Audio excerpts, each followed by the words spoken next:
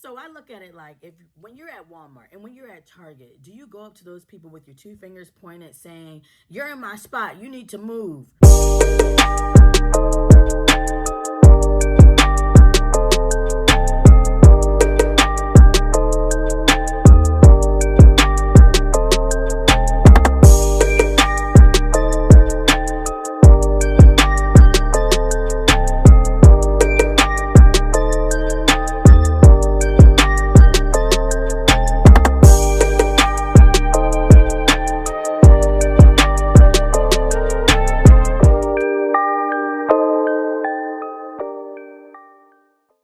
Hey guys, welcome back to my channel. Ashley Has Life here today, and today we're going to be talking about why it is so important to be able to advocate for yourself. So in my neighborhood, there was an older woman. Let's say she's in her like 50s, and every complex has handicap stickers, handicap placement, placards, signs in the yard where you can park, right?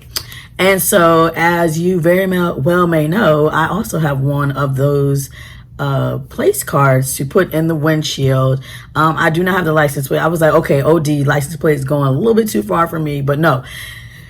And sometimes I think like maybe it would be easier if I just got the license plate, but just throw the thing in the window and you're good to go. Boom. Especially if I'm like using somebody else's car or something like that. So I moved into this new neighborhood, and the lady, I'm parking one day and the lady is getting out of her car down the way. So there was only one spot, okay, that was handicap, and it wasn't any type of reserve parking or anything like that. And so the lady gets out the car, and I kid you not, like she has these two fingers like this, and she's like, "You're in my spot, you're in my spot, you're in my spot."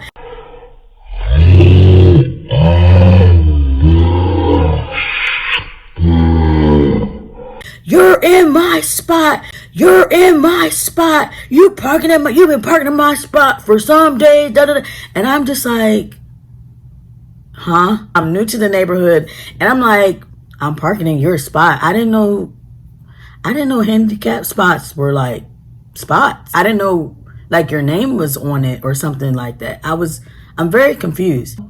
After that whole toboggle, another lady that was with her, I don't know what the relationship is, but another lady that was with her was like, "Oh, I'm sorry that she did that. You can park there." And I'm like, I can park there? Honey, you don't have to tell me I can park there. I know I can park there. Tell me, after she did that, I was like a little like, huh? So of course I called the people, and they reassured me like, "No, you can definitely park wherever you want, and don't worry about it. I know exactly who you're talking about.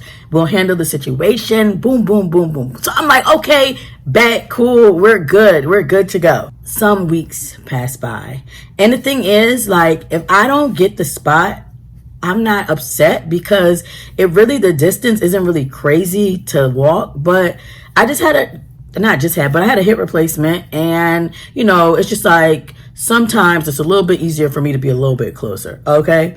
Another instance we're still talking about the same situation. Another instance, I saw her and another man. Okay.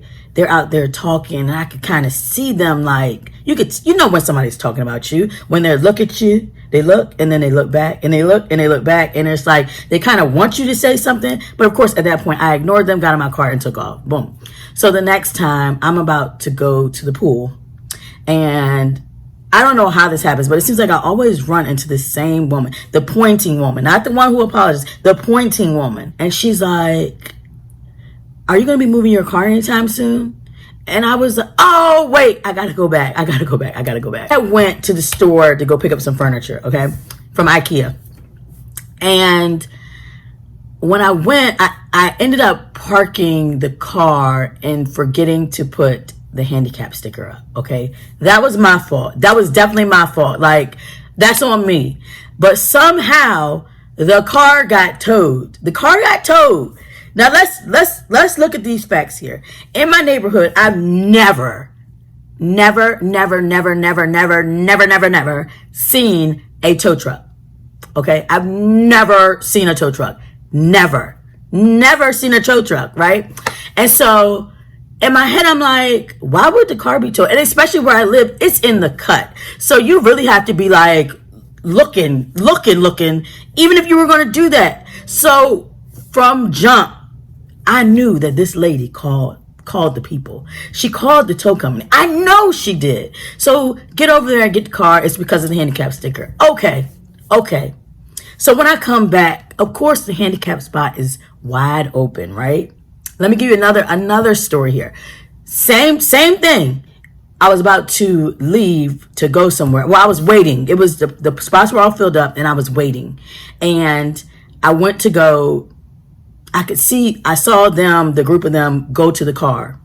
And I was like, okay, are they going to pull out? Like, I was waiting. So it was just like, I wasn't even going to try to take the spot because I had already parked the other car in another spot. And so I could see them looking at me and I knew they were waiting for me to leave. Like, I knew they were waiting for me to leave. So I was like, bet, this is what we're about to do. I went around and I went to drop the trash off and I came right back. And guess what? The car was gone. That's why I know they were waiting for me to leave. Okay, so of course, what do? I take my car, I move it in the spot, put my handicap sticker up, and I go on about my business. Thank you. So now I come back. A couple days later, I come back. And this is going back to the story I was going to tell you, going to the pool. So I come down the steps, and lo and behold, her and this older gentleman are standing there having a conversation. First of all, I don't understand. We're in a quarantine. So number one, why y'all out having a conversation? Like, y'all don't live in the same house. Y'all don't, like, why y'all out having the conversation? Like, that's the first thing. That's number one. Number two, why do I know you're talking about me? Like, that's the thing. I know you're talking about me. I know you're talking about my vehicle, right? Okay. All right. So now I come down and what do I get? Do you know, when you might move your car? I'm like, no, I don't know when I'm going to move my car. I have no reason to move my car. We're in the middle of a pandemic, so there's no reason for me to move my car. Okay. And she's like, well, you've been there for 5 days. Again, this same kind of like tension that's built up, right? Like, you've been there for 5 days.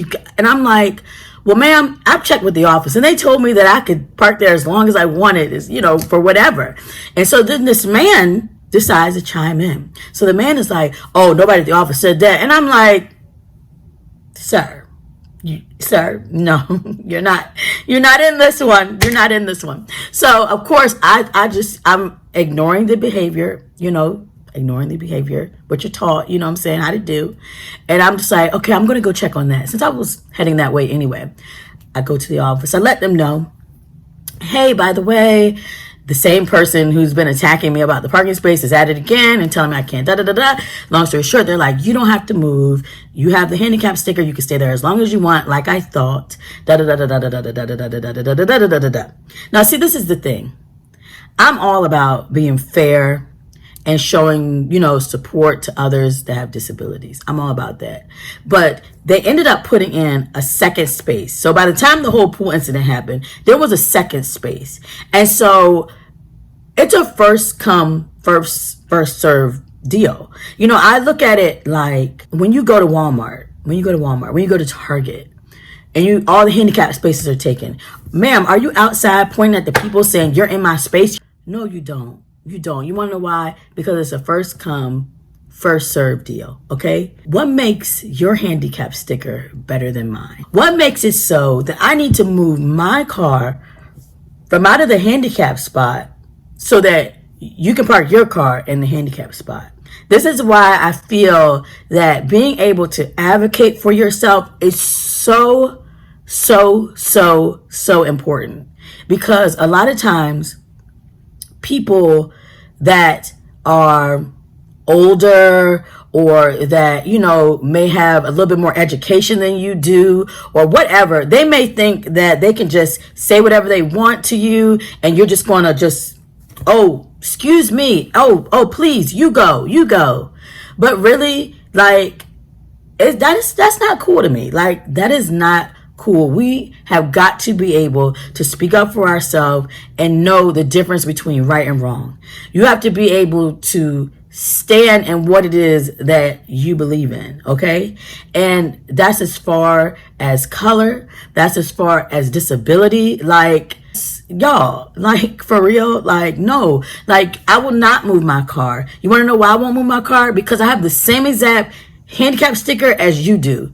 And a lot of times these people, they don't know your story. They don't know what you've been through. They don't know what they don't know what you've seen. They don't know what you've done. Y'all, like, really? Like, really? You don't know, like, I'm almost getting a low-key emotional, because it's like, the things that people have to go through that have a disability, it's already hard enough. You know what I'm saying? It's already hard enough waking up in the morning. It's already hard enough doing your best at work. It's already hard enough just trying to get to work. It's already hard enough waking up on time. It's already hard enough trying to take care of your family. Like, and you want to tell me that your handicap sticker is better than mine. That's where the issue is right here.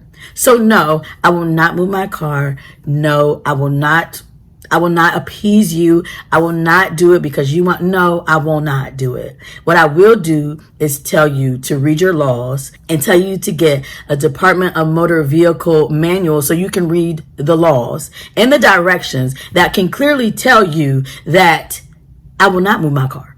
That it will clearly tell you that. So that's my little story time, y'all. Please, please, please remember to stand up for what is right.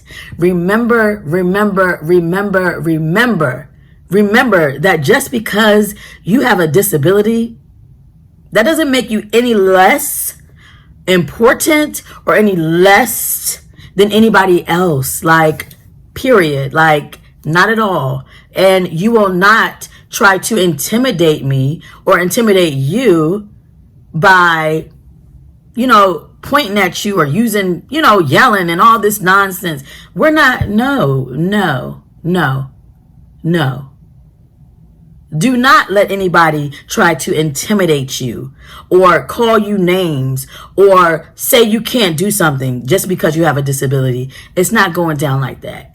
It's not going down like that today. Just because you have a disability, it doesn't make you any different from anybody else.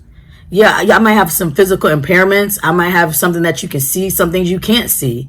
But at the end of the day, we are all still human beings, and we're all still able if you try.